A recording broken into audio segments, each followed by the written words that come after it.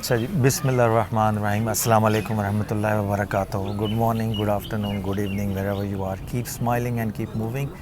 This is Naeem Mushtaq here. اور آج میں ایوب پارک پنڈی کے فوڈ اسٹریٹ میں بیٹھا ہوا ہوں. اور آج مجھے اسپیشل انویٹیشن آیا تھا ابرار بھائی کی طرف سے کہ ان کی ویکلی مارننگ میں ابن العربی بیٹھک ہوتی ہے. ابھی ہم نے بیٹھک والا جو سیشن تھا میں نے وہ اٹینڈ کیا، تقریباً 2 گھنٹے کا تھا. On line question answer session بھی تھے اور ان سے میں نے ریکویسٹ کی تھی. اور آج کی محفل جو ہے میرے ان کے ساتھ بیٹھنا، اس کے پیچھے خاص وجہ یہ ہے کہ میں پچھلے دنوں بہت زیادہ پریشان تھا اپنی کسی ذاتی پریشانی کی وجہ سے. تو میں نے ان سے تھوڑا سا ذکر خیر کیا اور ویسے ہی ذہن میں ایک سوال آ گیا بات کرتے کرتے کہ جی آپ مجھے بتائیں ابن العربی کا جو سٹریس کو ہینڈل کرنا ہے، مصیبت کو ہینڈل کرنا ہے، اس کو کیسے وہ مینیج کرنے کی تلقین کرتے ہیں. تو فلسفہ مصیبت کیا ہے یعنی کہ تو انہوں نے تھوڑی سی مجھے فون کے اوپر ڈسکشن کی. تو آئی ریئلائزڈ کہ یہ بڑے اچھے ماشاءاللہ موٹیویشنل اسپیکر بھی ہیں. اس کی مین وجہ یہ ہے کہ اکثر موٹیویشنل اسپیکر کے پاس جو مواد ہوتا ہے وہ انگریزی کا یعنی ویسٹ کا جو تھاٹ پروسیس ہوتا ہے، بٹ ابن العربی کی تھاٹ پروسیس، ابن العربی کا فلسفہ، ابن العربی کی جو قرآن و سنت کی انٹرپریٹیشن ہے، اس کی بیسس کے اوپر اس کو سمجھ کر پھر کوئی موٹیویشنل ٹاک ڈیلیور کرے تو اس کا مزہ اور حسن اور وہ آپ چیزیں علیحدہ ہوں گی. تو پھر ان سے میرا یہ تھا کہ ہم اسی وقت بیٹھ کے تو جو مختصر گفتگو انہوں نے کی تھی اس دن فون کے اوپر، وہ ہم اس کو ریکارڈ کر لیں گے تاکہ میرے علاوہ جو باقی دوست احباب زندگی کے مشکل نشیب و فراز سے گزر رہے ہیں تو ان کے لیے بھی ایک جو ڈسکشن ہے یہ ان کے لیے بھی فائدہ مند ثابت ہو جائے. تو پھر آج انہوں نے مجھے دعوت دی تھی ادھر آپ کے بیٹھک میں، تو ابھی بیٹھک اٹینڈ کی ہے.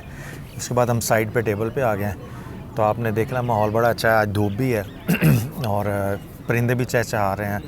انوائرمنٹ بڑا شاندار ہے. تو اسی شاندار انوائرمنٹ میں ہم ابرار بھائی سے بات کریں گے. ابرار بھائی ابن العربی فاؤنڈیشن کے بانی اور اس کے چیئرمین ہیں پاکستان کے. اور ابن العربی کی انٹرنیشنل لیول کے اوپر جتنی کتابیں چھپی ہیں ابھی تک پاکستان میں، جس میں عربی متن کے ساتھ ساتھ اردو ترجمہ اور پیرالل، تاکہ آپ کو عربی متن سامنے مل جائے اور اردو ترجمہ بھی مل جائے، تو موسٹ ایکوریٹ ٹرانسلیشن کے ساتھ ساتھ موسٹ ایڈوانسڈ فارمیٹ جو ہے پرنٹنگ کا وہ انٹرنیشنل لیول کا، وہ سارے کا سارے انہی کی کتابیں ہیں اور ان کی ساری کتابیں میرے پاس ہیں. تو مجھے مزہ آتا ہے پڑھ کے. تو ابن العربی فاؤنڈیشن کی ویب سائٹ پہ جائیں گے تو آپ کو وہ سارا مواد مل جائے گا.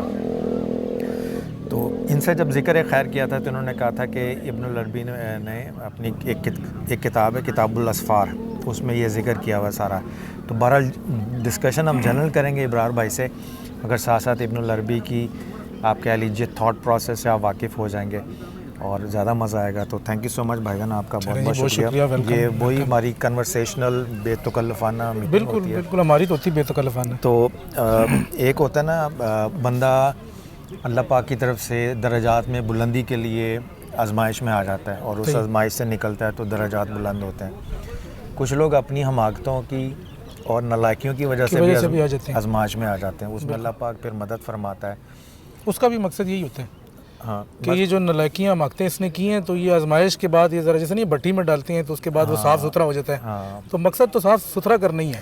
آج کا انٹرویو ان لوگوں کے لیے ہیں جو اپنی حماقتوں اور نالائکیوں کی وجہ سے آزمائش میں آئے ہیں، میرے سمیت. چلیں جی، اللہ تعالیٰ آپ کو جلد از جلد اس سے اصل میں دیکھیں نا، جس وقت آپ کو اس بات کا ادراک ہو گیا، اس بات کا ادراک ہو گیا کہ وہ پہلی چیزیں حماقتیں تھیں، نا، یہ بھی بہت بڑا ادراک ہے. ایسے ہی بالکل ایسے. اور دوسرا یہ ادراک ہو گیا کہ یار اب اللہ ہی مجھے نکال سکتا ہے. ایسے ہی ہے. تو پھر سمجھ لیں پھر تو راستہ آپ کا نکل گیا آگے پیچھے. یہ اللہ کا شکر ہے کہ کسی مصیبت میں جا کے، جس طرح کوئی لطیفہ تھا نا کہ ایک بیٹا تھا نافرمان، تو ماں کو بڑا تنگ کرتا تھا. اچھا. تو باہر کہیں اس کی پٹائی ہوئی ٹکا کے. صحیح. تو گھر آیا تو زخموں سے جب لپٹا ہوا تھا نا تو ماں اس کی مرہم پٹی کر رہی تھی تو وہ درد سے ہائے ماں کہتا تھا. صحیح. تو ماں کہتی تھی بیٹا میں قربان جاؤں لوگوں کے جنہوں نے تجھے پھینٹی لگائی ہے. صحیح. کہ تجھے ہائے ماں تیرے منہ سے سننے کا نکلا تو صحیح نا. تو اسی طرح نا وہ بس بعض بندے ہوتے ہیں جو خدا سے جن کو خدا نے اپنے ساتھ اٹیچ رکھنا ہی ہوتا ہے، بٹ تھوڑا سا وہ تھوڑا ٹریک سے ہٹے تو پھر پھینٹی پڑتی ہے حالات اور واقعات سے. نہیں، یہ پھینٹی بھی رحمت ہی ہوتی ہے، نہ پڑے تو پھر تو ادھر ہی چل پڑے نا. ہاں تو بس ہائے اللہ کر کے گزارا ہوتا ہے. تو بھائی جان آپ یہ بتائیں نا کہ ابن العربی کا جو اس معاملے میں لیٹ سے آج ہم بیٹھے ہیں ابن العربی سے بات کے حوالے سے بات کر رہے ہیں, تو ایک طرح سے ہم ان کی بارگاہ میں یہ گزارش لے کے حاضر ہوئے ہیں آپ کے وسیلے سے کہ حضور بہت مشکل ہے اور تھک گئے ہیں اور بڑی پھینٹی پڑی تو اس سے نکلنے کا بچنے کا طریقہ بتائیں, کچھ ہدایت فرمائیں, کچھ موٹیویشنل ٹاک دیں. اب آپ کے ہاتھ میں ہے. اصل میں نے آپ کو فون پہ بھی اسی کا یہ حوالہ دیا تھا. جی بالکل. یہ کتاب بھی لوگوں کو دکھا دیں تاکہ ادراک ان کو پتہ چل جائے. یہ کتاب الاسفار ہے. اس میں شیخ اکبر نے روحانی اسفار, مطلب وہ اسفار جو آپ اپنی روح میں سفر کرتے ہیں, ان کے حوالے سے بات کی ہے. اور قرآن مجید میں انبیاء کے جو احوال آئے ہیں, جو آیات آئی ہیں, اس سے جو ہے دلیل لی ہے یا استدلال حاصل کیا. تو اس کتاب میں نے آپ کو بتایا تھا کہ جی آپ حضرت آدم علیہ السلام کا سفر پڑھیں. جی ادھر ہی میرا, ادھر ہی ہے یہ شاید آپ نے اس کی طرف 105 یہ. ہاں, تو میں نے کہا کہ یہ حضرت آدم علیہ السلام کا جو سفر ہے نا, یہ صرف حضرت آدم علیہ السلام کا نہیں ہے, یہ پورے بنی آدم کا سفر ہے. ہر آدم نے یہی سفر ہے, ہر آدم کا یہ سفر ہے بیسیکلی. ہر ابن آدم کا یہ سفر. ہاں, بنی آدم ابن آدم. تو اس سفر سے آپ کو یہ پتہ چلے گا کہ جو دنیا میں آپ آئے ہیں تو کیوں آئے ہیں اور کرنا کیا ہے اور ہو کیا رہا ہے اور آگے کیا ہے. مطلب یہ پھینٹی پڑنا یا نعمت ہونا یا آزمائش, یہ تو ایک سفر کے مقامات ہیں.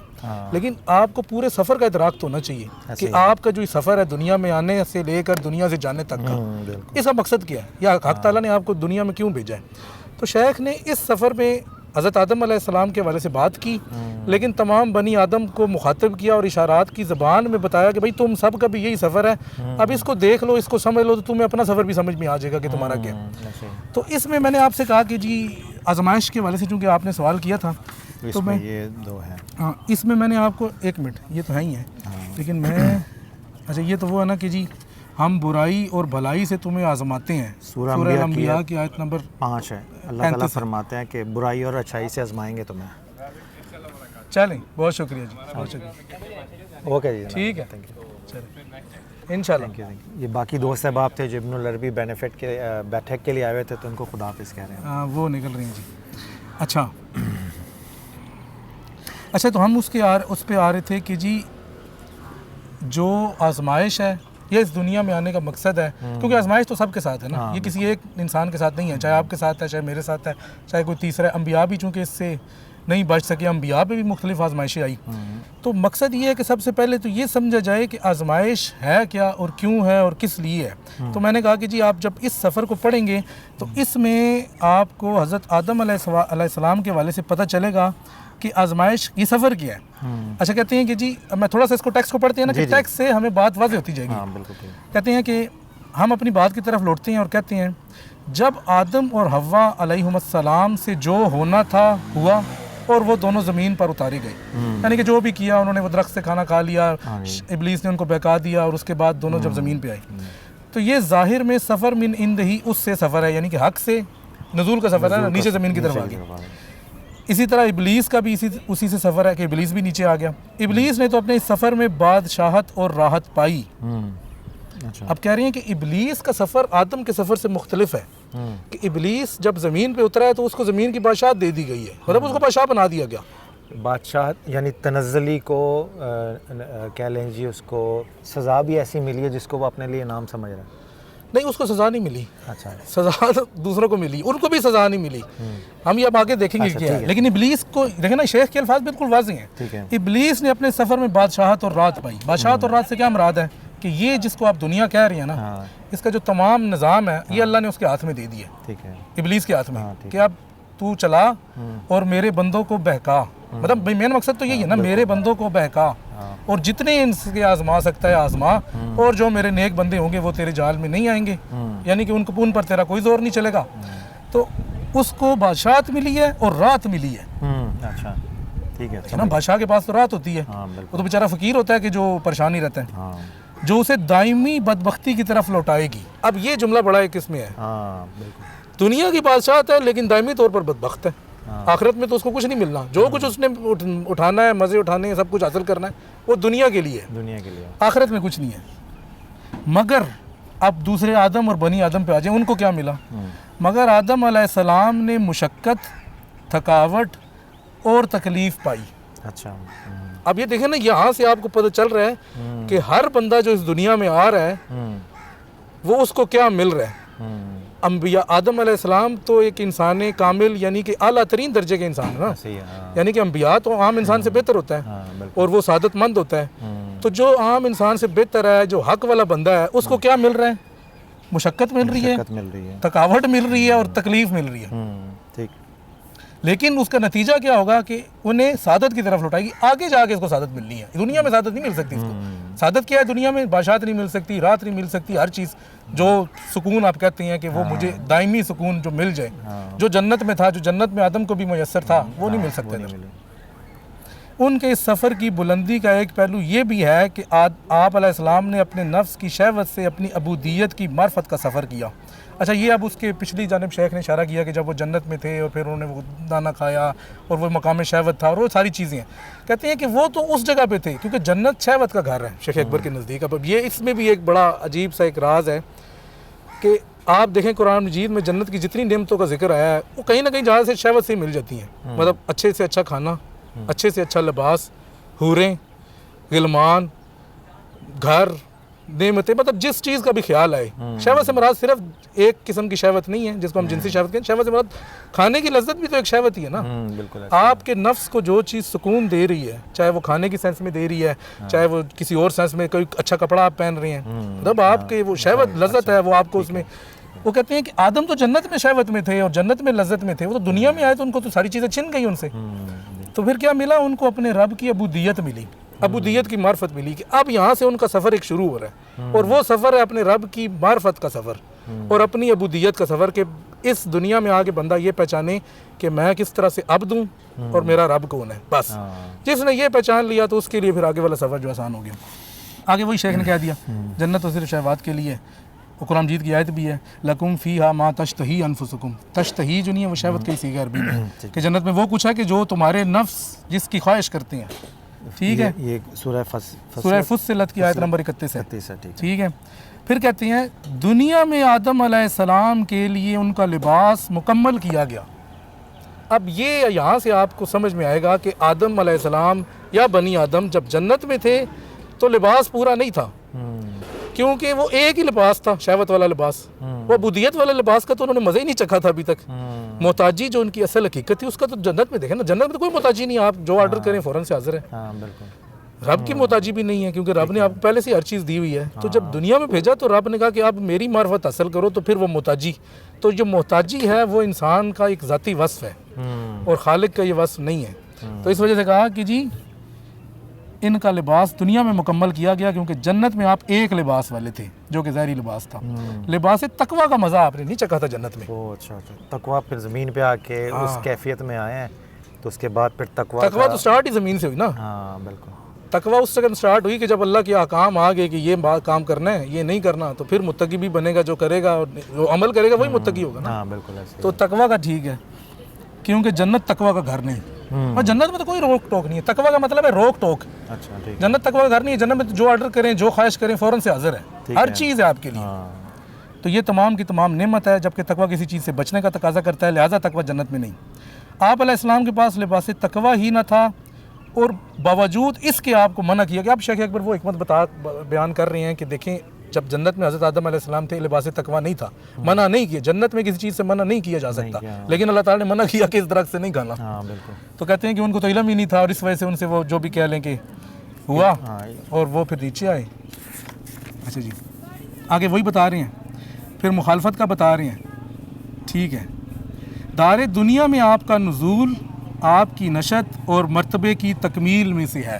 یہ سارے انسانوں کی بات ہے, صرف حضرت آدم علیہ السلام کی نہیں ہے. جو بندہ بھی دنیا میں آیا ہے اس کے کچھ مراتب ہیں جو اس نے ابھی تک حاصل نہیں کیے. جنت میں وہ مراتب حاصل نہیں کیے جا سکتے.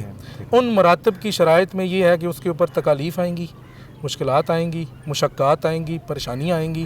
اس نے ان پریشانیوں کا سامنا کرنا ہے, اپنی عبودیت کو محقق کرنا ہے, اپنے رب کو رب ماننا ہے. اس کے نتیجے میں جب وہ اس دنیا سے جائے گا تو اس کو پھر ایک اگلا صلہ ملے گا. تو یہ ہے. اب اس کے بعد یہ چل رہا ہے ابھی سلسلہ.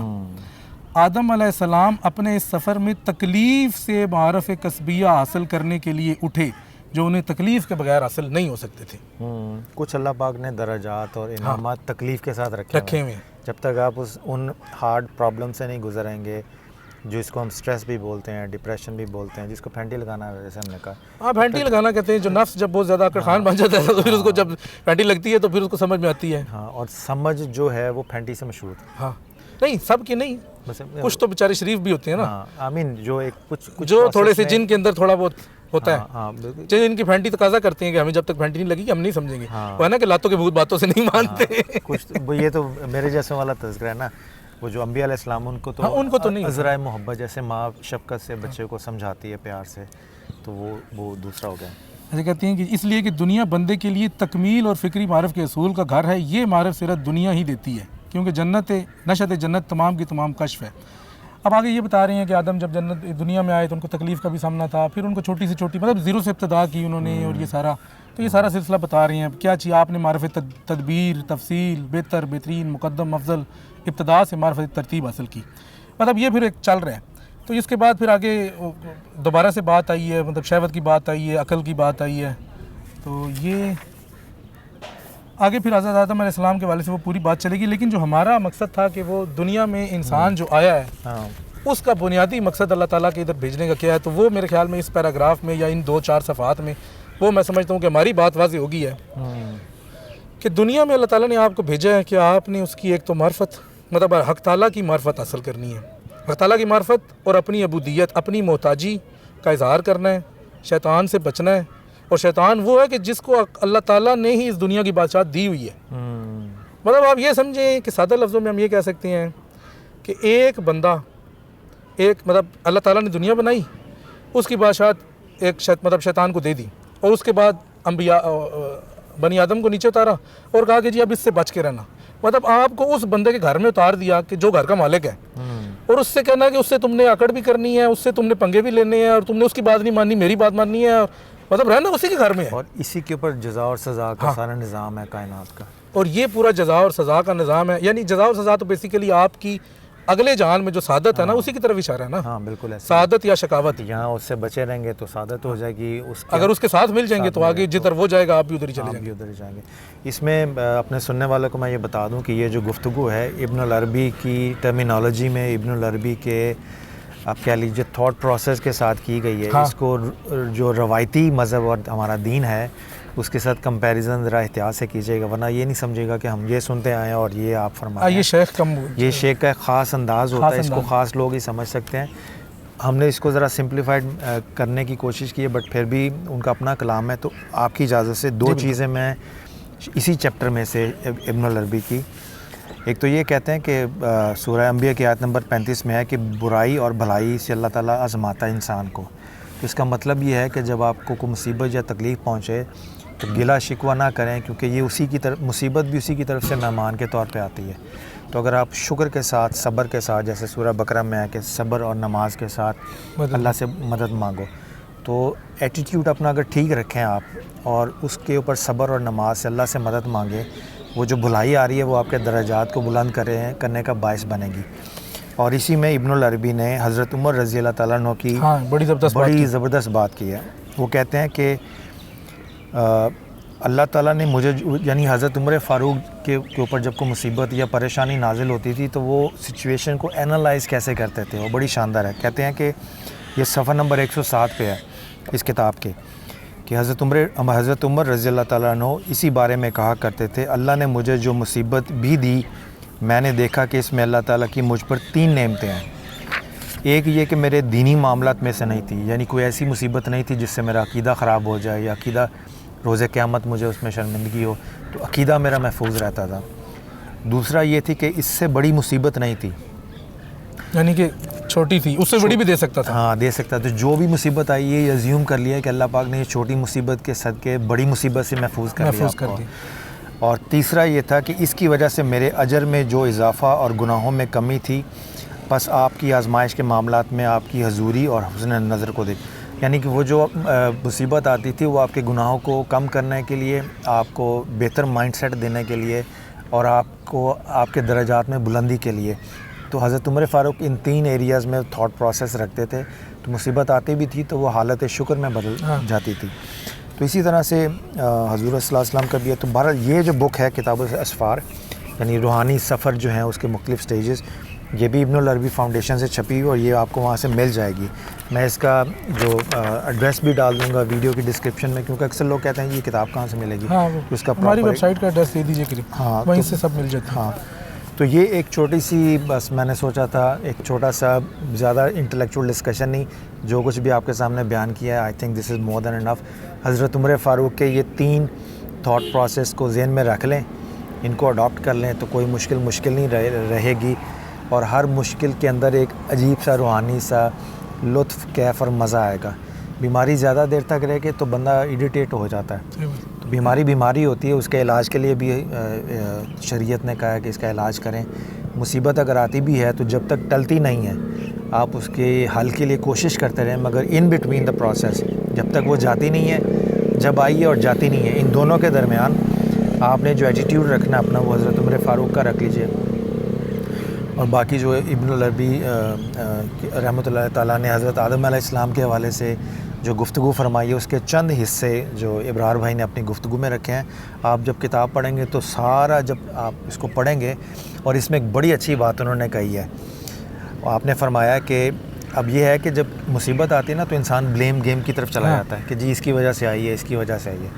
تو اکثر لوگ حضرت اما حوا علیہ السلام کے حوالے سے نا وہ کہتے ہیں جی آپ نے کھانے کی ترغیب دی حضرت آدم علیہ السلام کو, تو اس کو بنیاد بنا کے عورتوں میں نقص تلاش کرتے ہیں. تو ابن العربی کہتے ہیں کہ حضرت اما حوا علیہ السلام کا شیطان سے ورغلایا جانا, یعنی شیطان سے دھوکہ کھا جانا, یہ اس بات کی دلیل ہے کہ وہ شیطان سے محفوظ تھیں, اسی لیے تو شیطان نے ان پہ حملہ کیا. اگر وہ شیطان کے گروپ کی ہوتی تو شیطان کو حملہ کرنے کی ضرورت نہیں ہوتی. تو حضرت اما حوا کا, یعنی وہ اللہ کی جو قسم کھائی گئی تھی شیطان نے کھائی حضرت آدم علیہ السلام کو. تو شیخ فرماتے ہیں کہ حضرت آدم علیہ السلام توقع ہی نہیں کر سکتے تھے کہ کوئی شخص اللہ کی قسم کھا کے جھوٹی قسم کھا سکتا ہے. ہاں جھوٹی قسم, کیونکہ اس سے پہلے تو کسی نے نہیں کھائی تھی ان کے سامنے, نہیں کھائی, پہلی دفعہ ہی کھائی نا. تو وہ حضرت آدم علیہ السلام کا یہ بھول ہو جانا ان سے, یہ اللہ کی محبت میں تھا, اللہ کی محبت کی علامت تھا. تو اس سارے معاملے بڑی شاندار ڈسکشن ہے, اگر آپ اس کو پڑھیں تو حضرت آدم علیہ السلام کا یہ جو کہہ لیجئے بھول ہو گئی جس کو اللہ پاک نے معاف فرما دیا, اس کی بیسس کے اوپر ہم جب اپنے اوپر حضرت آدم علیہ السلام کی بھول کو اپنے اوپر لگا کے تو اپنی بھول کو بھی جائز قرار کرنے کی کوشش کرتے ہیں, یہ بھی ناجائز بات ہے. ان جیسی بھول کو ہوئی ہے تو وہ اس کا ایک اپنا ایک نہیں, لیکن دیکھیں نا ان سے بھول جو ہوئی پھر اینڈ میں انہوں نے کیا کہا کہ ربنا ظلمنا انفسنا وان لم, آگے مجھے آج بھی بھول, ہاں ولئن لم ترحمنا لنکونن من الظالمین, من الظالمین کے ظالمین کا تھا. ہاں, تو کہنے کا مطلب ہے کہ انہوں نے تو یہ نہیں کہا کہ بس ہوگی تو ہوگی, وہ تو توبہ کرتے رہے, کتنے عرصہ تک توبہ کرتے رہے, اور انہوں نے کہا جی ہم نے خود اپنے نفوس پر ظلم کیا. اور اس توبہ میں بھی ان کی درجات بلندی تھی, یعنی کہ وہ عبودیت کا مقام تھا. ہم نہیں کہتے کہ گناہ گار تھے, عبودیت کا مقام تھا, یہ ان کے مقام کا کمال تھا. شیخ نے اس کا بھی ذکر کیا ہے. شیخ نے کہا کہ حضرت آدم علیہ السلام جو تھے وہ اس وقت پوری بنی آدم ہے, یہ پوری بنی نوع انسان ہے, اس کے جامع کے طور پہ تھے نا, ساری انسانیت تو آپ کی پشت میں تھی. تو کہتی ہیں یہ جو غلطی ہوئی ہے یہ ان جو سرکش جو لوگ اندر ہی تھے, وہ بھی اندر ہی تھے, ان کی وجہ سے یہ ہوئی ہے. ان حضرت آدم علیہ السلام کا اس میں کوئی قصور نہیں ہے, کیونکہ چونکہ یہ سارا دنیا بھی بننی تھی اور یہ معاملہ ہونا تھا, تو وہ پشت میں تھے, تو انہوں نے یہ حرکت کی اور اس کی وجہ سے یہ ہوا. یہ بھی ایک روحانی چیز ہے, بہت سارے عام دین کی روٹین کی دین کی کتابوں میں نہیں پڑھتے ہوں گے آپ. ابن العربی کو براہ راست عبارت کو پڑھیں, ہماری گفتگو سے اگر کوئی کنفیوژن پیدا ہوتی ہے تو آپ براہ راست کتاب کو پڑھیں, وہ دور ہو جائے گی. ہو سکتا ہے ہمارے بیان کرنے میں اونچ نیچ ہو جائے, تو ہم یہ نہیں کہتے کہ ہم جو بات کر رہے ہیں ہم اپنی انڈرسٹینڈنگ جو ہے ابن العربی کی وہ آپ کے سامنے رکھ رہے ہیں, بٹ براہ راست بھی آپ کتاب کو پڑھیں. تو تھینک یو سو مچ بھائی جان, آپ کا بہت بہت شکریہ. بہت شکریہ. تو آج بڑا اچھا موسم ہے, بڑا اچھا ایک کلپ بن گیا اور میری موٹیویشن ہو گئی ہے, اور آئی ایم شیور کہ آپ کی سن کے بھی موٹیویشن ہو جائے گی. تو کبھی مصیبت آئے تو سیدھی سی بات, ساری چیزیں بھول جائیں, حضرت عمر فاروق کے 3 پروسیس یاد رکھیں. مصیبت آتی ہے تو بس وہ یاد رکھیں, تو اس میں ہی خیر ہی خیر ہو جائے گی. حضرت عمر کی جو 3 پروسیس ہیں نا, اگر اس پہ بھی غور کیا جائے نا تو تینوں میں چیز اللہ کی طرف ہی جاتی ہے. ہاں, دھیان اللہ کی طرف ہی ہے. وہ پہلا انہوں نے کیا کہا کہ یہ مصیبت آئی, کھولے نا ذرا, تو اس سے بڑی نہیں آئی. ایک تو یہ کہا کہ اللہ نے مجھے یہ دی اور اس سے بڑی نہیں دی, وہ بھی اللہ کی طرف. اور دوسرا کیا کہا, پہلے یہ آیا کہ جو مصیبت بھی آئے نا دینی معاملات میں, پہلا یہ ہے کہ اللہ کا شکر ہے انہوں نے دیکھا یہ پرابلم جو آئی ہے مجھ پہ, اس سے میرا عقیدہ محفوظ ہے. ہاں, میں دین میرا محفوظ ہے. دنیاوی معاملات میں چلو اگر آ بھی گئی ہے, یعنی کہ اللہ کی طرف, دین کی طرف دھیان تو شروع میں پہلی میں بھی. दूसरी में दूसरा ये था कि इससे बड़ी कोई मुसीबत नहीं आई। उसमें भी अल्लाह की तरफ ही ध्यान है, क्योंकि जब ऊपर आयत में कह दिया कि अल्लाह ही तुम्हें आजमाता है भलाई से और बुराई से, तो उन्होंने कहा कि शुक्र है अल्लाह ताला ने छोटी मुसीबत से ये बड़ी से निजात दिला दी। और तीसरी क्या थी? ये था कि इससे मेरे अजर में इजाफा हुआ और गुनाहों में कमी। अब ये भी अल्लाह की तरफ ही है, क्योंकि गुनाह जो है वो भी अल्लाह ताला ने माफ़ करने और अजर जो है इजाफा वो भी, तो तीनों में देखें ध्यान अल्लाह की तरफ ही है, उधर से नहीं निकला। भी देखें हुज़ूर सल्लल्लाहु अलैहि वसल्लम की शरीयत जो है, शरीयत पाक है सल्लल्लाहु अलैहि वसल्लम, कितनी शानदार है कि आपको बुखार भी हो जाए ना, जो कि मुसीबत की एक शक्ल है, उसमें भी गुनाह कम होते रहते हैं। बिल्कुल, कोई चोट लग जाए तो उसके भी गुनाह कम हो जाते हैं आपके। तो हर पहलू पे अल्लाह पाक ने आपके गुनाह कम करने के जो पूरा ध्यान अल्लाह का बनाए हुए। हाँ, अल्लाह पाक ने कहा कि जब तक ये बंदा जिंदा है इसके गुनाहों में कमी होती जाए। शैतान का काम है इसके निकालते जाओ। हाँ, शैतान का काम है इसके गुनाहों में ज्यादती होती जाए, ज्यादती होती जाए। और अल्लाह पाक ने देखे शैतान को कितना टफ कंपटीशन दिया है कि शरीयत मुहम्मदिया वो दी है जिसमें हर पहलू पे जैसे शैतान बैठा होता है ना, हर पहलू पे फरिश्ते बैठे हुए हैं और वो अमाल रखे हुए हैं जिससे गुनाहों में कमी होती है। तो ये बाज़ का ये तसल्ली जो है ना दिल को, ढारस कि जिस अल्लाह पाक ने मुसीबत भेजी है उसने अकेला नहीं छोड़ा, भेजी है तो साथ में उसके नुमाइंदे भी हैं, ख़ुद भी मौजूद है, बशारक से ज़्यादा करीब है, तो फिर और क्या चाहिए। तो बहरहाल अल्लाह पाक आपको भी सलामत रखे, आपकी भी मुसीबतें परेशानियाँ दूर करे, सबकी करे, और फिर इंशाल्लाह अगले किसी एपिसोड में हाज़िर होंगे। इजाज़त दीजिए, अल्लाह हाफ़िज़।